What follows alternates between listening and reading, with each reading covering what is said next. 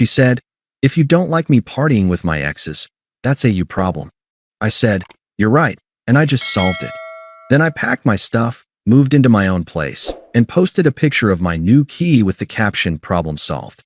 Hey viewers, before we move on to the video, please make sure to subscribe to the channel and hit the like button if you want to see more stories like this. Thanks. Throwaway account for obvious reasons. This all went down about a year ago, but I've been lurking on here long enough to know stories like this blow up. Figured I'd share mine because, looking back, it's a textbook case of how ignoring red flags turns into a full-on fire. I'm Alex, 28 at the time, working as a software engineer in a mid-sized city. Decent job, stable life. Nothing flashy, but I was the guy who showed up. My girlfriend Sarah, 26, was in marketing for a small firm. We met through mutual friends 3 years earlier, and at first, it was solid. She was outgoing, fun, the kind of person who lit up a room. I was more low-key, happy to chill at home or grab dinner after a long day coding. But let's rewind a bit to set the stage. I was loyal to a fault. Sarah had this thing about living her best life, which translated to weekend parties, club hops, and what she called girls' nights out. I didn't mind at first. I trusted her, and hey, everyone needs space. But over time, those nights started including her exes. Not just one, but a rotating cast. There was Jake, her college fling who was always just a friend now, popping up in group photos with his arm around her. Then Mike, the high school sweetheart she'd run into at bars. She'd post stories online, all smiles and shots, tagging them like it was no big deal. I'd bring it up gently, not accusatory, just sharing how it made me feel uneasy. "Babe, it's weird seeing you out with exes all the time. Makes me feel like I'm not enough." Her response? Always the same deflection. "They're part of my social circle, Alex. If you're insecure about it, that's on you." Gaslighting 101, right? But I loved her, so I'd back off, convince myself I was overreacting. Flashback to one night. I had a big project deadline, stayed up late coding while she was out. She stumbled in at 3 a.m., reeking of booze and perfume that wasn't hers. "Had a blast with the crew," she said, crashing into bed without a kiss. The next morning, her phone buzzed with texts from Jake. "Last night was epic. Let's do it again soon." I saw it by accident, felt my stomach drop, but when I asked, she rolled her eyes. "Jealous much? It's harmless fun. I sacrificed a lot for us." There was the time I skipped a work networking event. Could have led to a promotion, to drive her home from a party because she was too tipsy. Or the weekends I'd plan quiet dates, only for her to bail last minute for spontaneous outings with her crew, exes included. I'd wait up, alone, scrolling through her posts where she looked happier without me. It built this quiet resentment, but I never blew up. I thought commitment meant working through it. Meanwhile, she'd compare me subtly. "Jake's so adventurous. He's always up for anything." Or, "Mike knows how to party without getting all possessive." It chipped away at me, making me feel like a backup plan, the safe guy she settled for while chasing thrills. The emotional abandonment hit hardest. We'd have nights where I'd try to connect, cook dinner, suggest a movie, and she'd be glued to her phone, laughing at memes from her ex-group chats. "Why can't you just relax?" she'd say if I pointed it out. I started questioning myself. Was I too boring? Too committed? The confusion gnawed at me during long drives to work, staring at the road, wondering why my loyalty felt like a weakness. But I stayed, thinking things would balance out. Spoiler, they didn't. It all came to a head one Friday. I'd seen her latest post, a blurry club pic with Jake's face smushed against hers, captioned, "Old flames, new memories fired." My heart sank, but I waited until she got home. No yelling, just calm. "Sarah, this partying with exes thing, it's crossing lines for me. We need to talk about boundaries." She didn't even look up from her phone at first, then sighed dramatically. That sigh was the prelude to the storm. Sarah set her phone down, crossed her arms, and fixed me with this smug, pitying look, like I was a kid throwing a tantrum. We were in our living room, the one I'd furnished mostly with my stuff because she was always too busy to shop. The TV was on mute in the background, some reality show she'd been binging, which felt ironically fitting. "Alex, seriously? Again with this?" she started, her tone dripping with exasperation. "If you don't like me partying with my exes, that's a you problem. They're my friends. Have been for years. Jake and I dated ages ago, but we vibe on a platonic level now. Same with Mike. It's not like I'm cheating or anything. You're just insecure. I stood there, feeling the weight of all those ignored concerns crash down. But I kept my voice steady. It's not insecurity, Sarah. It's respect. Seeing you out with them, getting cozy in pics, ignoring how it affects me. That's emotional abandonment. I've supported your fun, but it feels like you're comparing me to them constantly, like I'm the boring option. She laughed then, a sharp, dismissive bark that stung more than any shout. Comparing? Please. You're stable, Alex, and that's great. But yeah, sometimes I need excitement. Jake's spontaneous. He drags me out dancing till dawn. Mike's hilarious. Always has the best stories. You're home by 10, coding, or whatever. If you can't handle me having a life outside of us, that's twisted logic. Relationships aren't about controlling who I hang with. I nodded slowly, processing her words. No begging, no outburst, just clarity hitting me like a cold wave. You know what? You're right. It is a me problem. Her eyebrows shot up, surprised I wasn't fighting back. Exactly. So work on it. Therapy or something. And I just solved it. I added, turning toward the bedroom. What? She called after me, her smugness cracking a bit. I didn't respond. Instead, I grabbed a duffel bag from the closet and started packing. Essentials first: clothes, laptop, charger. She followed me in, leaning against the doorframe with her arms crossed again. What the hell are you doing? She demanded, her voice rising. Packing, I said simply, folding shirts without looking up. She snorted. Oh, come on. You're being dramatic. Put that down, we can talk. We just did, I replied evenly. You made it clear. Your partying with exes is non-negotiable, and my issue with it is my problem. So, I'm removing myself from the equation. Problem solved. Her face twisted, a mix of confusion and irritation. You can't just leave like this. We've been together 3 years. What about the apartment? Our friends? You're gonna throw it all away because I have a social life? It's not throwing away, it's detaching, I said, zipping the bag. You've been emotionally checking out for months, Sarah. The comparisons, the late nights, the dismissals. I've been loyal, committed, but I'm not a backup while you chase excitement with your exes. You want freedom? Have it. She stepped closer, her smug mask slipping into something more manipulative. Fine, go then. But you'll regret it. You'll be alone, boring as ever, while I'm out living. And don't think our friends will side with you. They know how jealous you are. This is all your twisted insecurity talking. I slung the bag over my shoulder, grabbed my keys. Maybe, but at least it'll be my life, on my terms. She followed me to the door, still justifying. You're making a huge mistake. Jake and Mike are just fun, nothing more. If you trusted me, this wouldn't be an issue.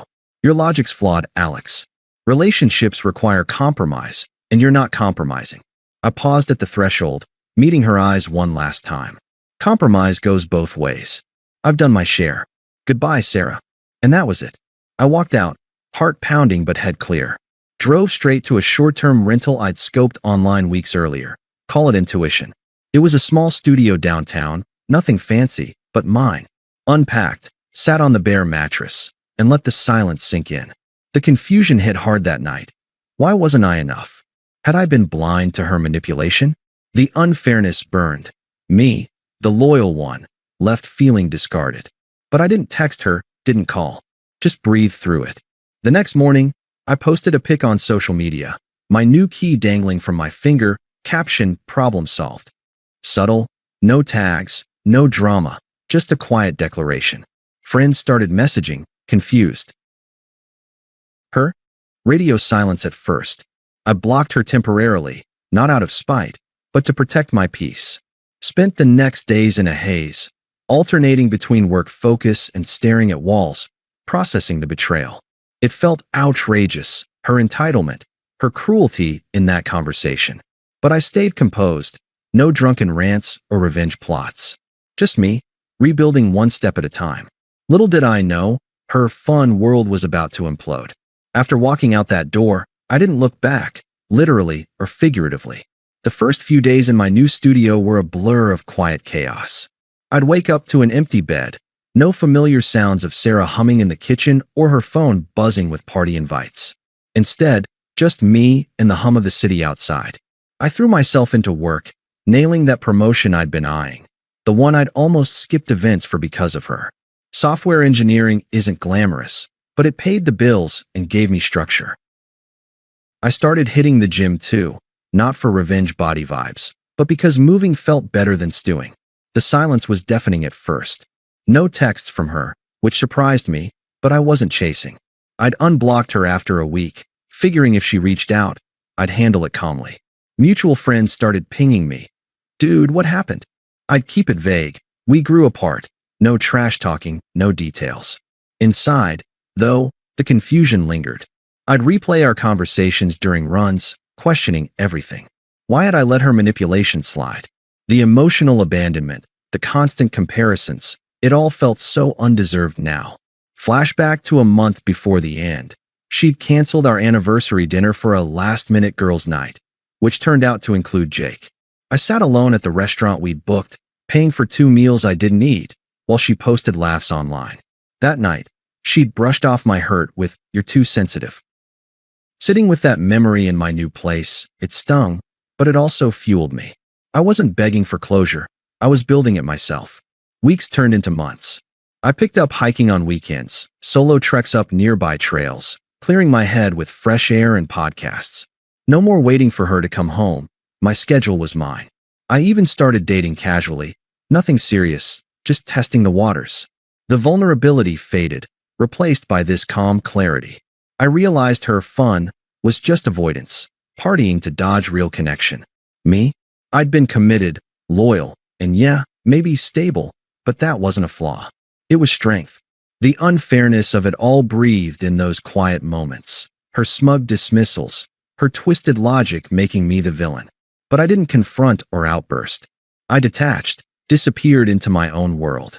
Social media stayed low-key, posts about code wins or trail views. No shade thrown. One evening, about 2 months in, a friend, let's call him Tom, part of our mutual circle, hit me up for beers. Over pints, he spilled. "Sarah's been spiraling a bit. That post of yours." She saw it, flipped out privately. I nodded, said nothing. Didn't gloat, didn't probe. Just let it hang. My internal voice had shifted by then, from "why me?" to "this is freedom." I was sitting with the betrayal, letting it teach me without letting it define me. No emotional outbursts, no desperate calls. Dignity felt like armor now. The arc was rising, slow but sure. I upgraded the studio to a 1-bedroom, furnished it my way, minimalist, functional. Work was thriving. I landed a side project that padded my savings. Life without her drama? Peaceful. The confusion ebbed, replaced by gratitude for the exit. I'd been mistreated, sure, but walking away was the win. It started with whispers from the grapevine, then snowballed into full karma overload. About 3 months post-breakup, Tom clued me in again. Sarah had officially upgraded her party scene, diving headfirst into nights out with Jake as her main squeeze. Mike was still around too, but Jake was the star, the adventurous one she'd praised. From what I heard, it was all thrills at first. Club hops, late-night adventures, her posts screaming, "living my best life." But cracks showed quick. The first hit came via a mutual friend, Jenna, who wasn't toxic like Sarah's inner circle, but honest. She texted, "Hey, thought you should know. Jake's not what he seems." Turns out, he'd been unstable for years. Mood swings, jealous rages masked as passion. Sarah ignored the warnings, too smug in her freedom. Then, one night at a downtown spot, it blew up. Jake flipped on her over a guy buying her a drink, screaming, smashing a glass. She downplayed it, but word spread. Friends started distancing. Her crew thinned when Jake's abusiveness became public. He wasn't just fun. He was chaotic, using her for ego boosts before ghosting for weekends with other women. Karma ramped up when her job unraveled. Marketing gig? She showed up hungover one too many times, botched a client pitch after a Jake-fueled all-nighter, got put on probation, then fired outright. Suddenly, the girl who mocked my boring stability was scrambling for rent. Her apartment, our old one, became a solo burden. She couldn't afford it alone. Moved to a dingy shared place on the outskirts, posting less, complaining more in group chats that leaked back to me. The irony hit hardest with our mutual friends. At first, some defended her. She's just figuring herself out. But as truths emerged, her emotional cheating vibes with exes, the manipulations, they flipped. Tom admitted, "We saw how she treated you, man. Dismissing your feelings like that? Not cool." Jenna cut ties after Sarah lashed out at her for taking sides. Isolation set in. Her family, always enabling, couldn't bail her out forever. The exes? Mike bailed early, calling her drama too much. Jake discarded her like yesterday's news, dumped her via text after a blowout, leaving her broke from covering his tabs. I didn't seek this out, it filtered in naturally. Pacing it slow in my mind, I reflected during hikes. Her betrayal felt outrageous, but watching it unfold from afar, satisfying without effort. No gloating. I didn't wish her ill, but consequences are real. Her reputation tanked. Job hunt stalled because her online trail screamed unreliability. Mutuals stopped inviting her places, siding quietly with me after seeing the hypocrisy. She who'd craved excitement ended up alone, scrolling regrets in a crappy room. By 6 months, she was unraveling fully, broke, isolated, irrelevant in the circles she'd prized. Friends confided she'd hit rock bottom, realizing too late what stability meant. The justice felt earned, ironic. The you problem became hers entirely. The attempt started subtle, then snowballed into desperation. Around month 4, my phone lit up with a text from Sarah. "Hey Alex. Been thinking about us. Can we talk? Miss our talks." I stared at it during a work break, feeling nothing but detachment. Replied short, "No need. We're done." Blocked again? Nah, but I kept responses minimal. A week later, call attempt. I let it ring, then a voicemail. "Alex, pick up. I know I messed up, but that partying stuff? It was just fun, nothing serious. Jake was a mistake. He's unstable, treated me like crap. You were always so steady. Let's grab coffee, hash it out." Her voice cracked a bit, excuses flowing. I didn't call back. Escalation hit with her crew. First, her sister, Lisa, toxic enabler extraordinaire, messaged, "You're being childish, Alex. Sarah's hurting. She needs closure. Be a man and talk to her." Unpleasant guilt trip, implying I owed her. Then, a group chat ambush from 2 mutuals she'd roped in. "Come on, dude. She's sorry. Exes were platonic. Your jealousy blew it up." I exited the chat. No reply. By month 5, desperation peaked. She showed up at my new building, must have gotten the address from someone. Buzzed the intercom. "Alex, it's me. Please, let me up. I need to see you." I didn't buzz her in, but spoke through. "Sarah, go home. This is over." That's when anger surfaced, her true colors blazing. Another voicemail storm. "How dare you ignore me? After everything? You packed and left like a coward. Jake dumped me. Job's gone. Happy now? You're heartless, Alex. I thought you cared."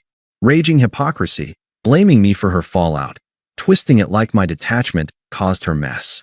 Friends and family piled on, unpleasant as hell. Lisa called. "Family's worried. Sarah's depressed, isolating. Your fault for ghosting. She deserves a second chance." Exes meant nothing.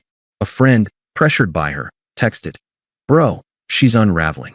Talk to her before it's worse." I stayed firm, replying once. Her choices, her consequences. Respect my space. The final encounter sealed it. At Tom's birthday bash, month 7. Mutual gathering at a local bar. I showed with Emily, a woman I'd met hiking, supportive, drama-free. We clicked naturally. Sarah showed uninvited, eyes puffy, desperate. Spotted me laughing with Emily, approached. "Alex," she started, voice shaky. "Can we talk?" "Privately." I turned, calm as ever. "No, Sarah. Enjoy the party." She pressed, glancing at Emily. "Who's she? Already replaced me? I messed up, okay? Partying was stupid. Jake abused me, left me broke. Friends ditched. I see now you were right. Please, let's try again." Emily excused herself politely. I faced Sarah. "If you don't like how I've moved on, that's a you problem." I mirrored firm. "You discarded me, smug about your fun. I built something better. Works great. Life's peaceful. You're irrelevant now. A lesson learned." Her face crumpled, hypocrisy exposed. "But I love you." This is twisted. You're punishing me. No punishment, I said, evolved. Just growth. Goodbye for good. She stormed off, muttering. Party contrasted it all. Her alone, me thriving with Emily, friends nodding approval. Update. Years passed. I'm engaged to Emily, career soaring. Sarah? Faded from my world. Emotionally free, completely moved on. Thanks for watching.